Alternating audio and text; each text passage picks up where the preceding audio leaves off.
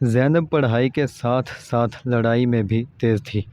عید آنے والی تھی، سب اپنے اپنے گھر کی صفائی کر رہے تھے۔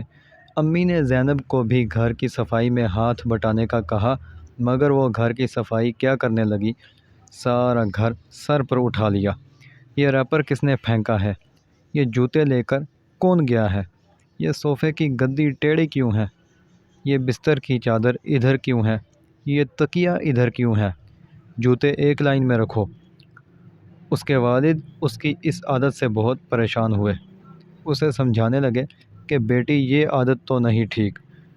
وہ اکثر چھوٹے بھائی اور بہنوں پر بھی ہاتھ اٹھاتی تھی۔ والدین کہیں گئے ہوتے تو گھر پر اس کی حکمرانی ہوتی۔ ٹی وی کا ریموٹ کنٹرول اور بچوں کا کنٹرول اس کے ہاتھ میں ہوتا۔ بچے اس کی شکایتیں کرتے تھے اور اس کی پٹائی سے ڈرتے تھے۔ ایک دن اس کے والد نے اسے سمجھانے کا سوچا۔ زینب کو بلایا، اسے کہا کہ گھر میں کہیں جالا ہو تو اسے نہ ہٹایا جائے، اسے صاف نہ کیا جائے۔ زینب نے کچھ دن کے بعد بتایا کہ فلاں کونے میں مکڑی جالا بن رہی ہے۔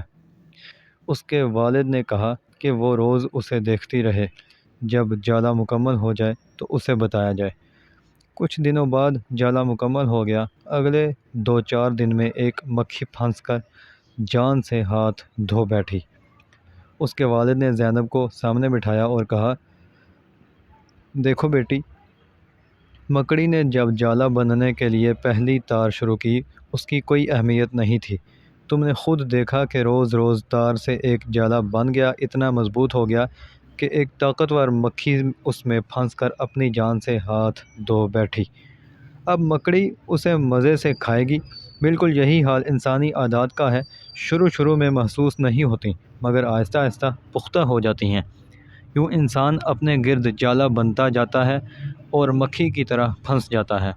پیاری بیٹی، یہ روز روز کی عادت انسان کی فطرت بن جاتی ہے، اور فطرت کبھی بدلا نہیں کرتی۔ پیاری بیٹی، دنیا میں ایک دوسرے کو برداشت کرنا ہی زندگی ہے۔ زینب کی سمجھ میں یہ باتیں آ گئیں۔ اس نے وعدہ کیا کہ وہ آئندہ ایسا رویہ نہیں اپنائے گی۔ پیارے ساتھیو، ہمیں چاہیے کہ اچھی عادتیں اپنائیں جو مستقبل میں ہمارے کام آ سکیں۔